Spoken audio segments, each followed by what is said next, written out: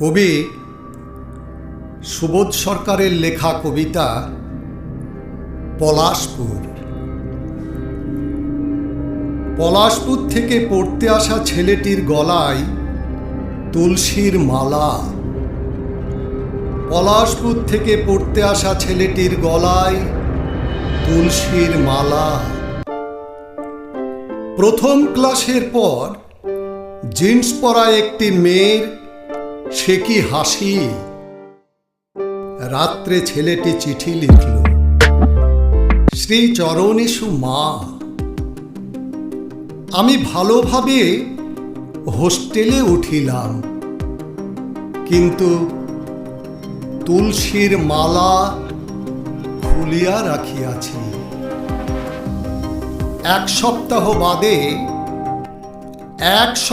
বাদে জিন্স পরা মেয়েটি ছেলেটির 4টে বোতাম একটানে ছিঁড়ে দিয়ে বলল, এ যে গত শতাব্দীর জামা। আবার সেই হাসি। ছেলেটি রাত্রে লিখল, শ্রী চরণেষু মা, কিছু টাকা প্রয়োজন, নতুন জামা কিনিতে হইবে। অপিরিয়ডে ত্রৈলোক্যনাথের ডমরুচরিত পড়ছিল ছেলেটি। ওটা কেড়ে নিয়ে একটা পেপার ব্যাগ ধরিয়ে মেয়েটি হাসতে হাসতে চলে গেল। পলাশপুরের ছেলেটি এই প্রথম মেয়েটিকে দেখল। একটি মেয়ের চলে যাওয়া দেখল। রাত্রে ছেলেটি লিখল, শ্রী চরণেষু মা, আমি হ্যারল্ড রবিন্স পড়িতেছি। পলাশপুরে কি বৃষ্টি আসিতেছে? আমি কতদিন বকফুল ভাজা খাই নাই।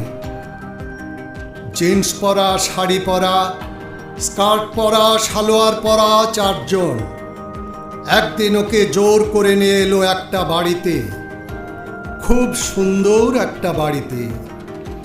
স্টিরিওতে বেজে উঠল গমগমে জ্যাজ, আফ্রিকান ড্রাম। স্টিরিওতে বেজে উঠল গমগমে জ্যাজ, আফ্রিকান ড্রাম। পাশের বাড়ি থেকে 4 জোড়া নর্থ স্টার এসে দাঁড়ালো। অন্ধকার করে শুরু হলো নাচ। এবার সবাইকে নগ্ন হতে হবে।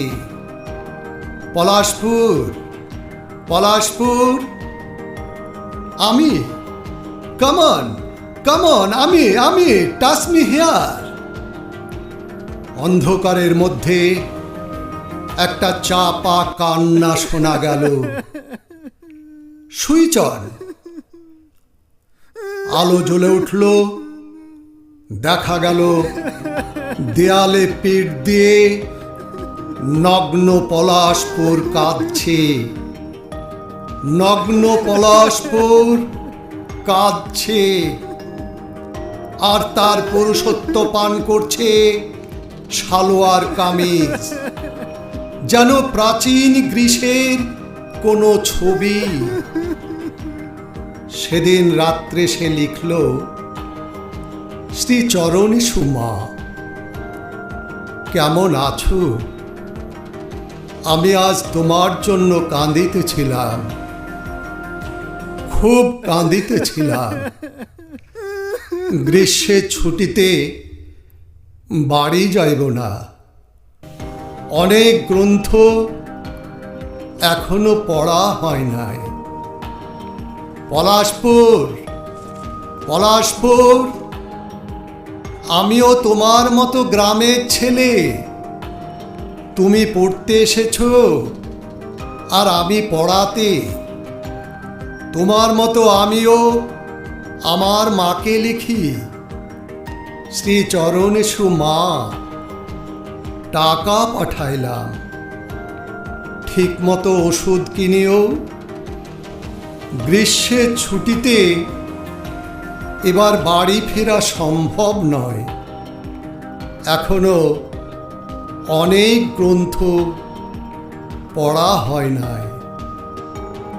পলাশপুর থেকে পড়তে আসা ছেলেটির গলায় তুলসীর মালা। পলাশপুর থেকে পড়তে আসা ছেলেটির গলায় তুলসীর মালা।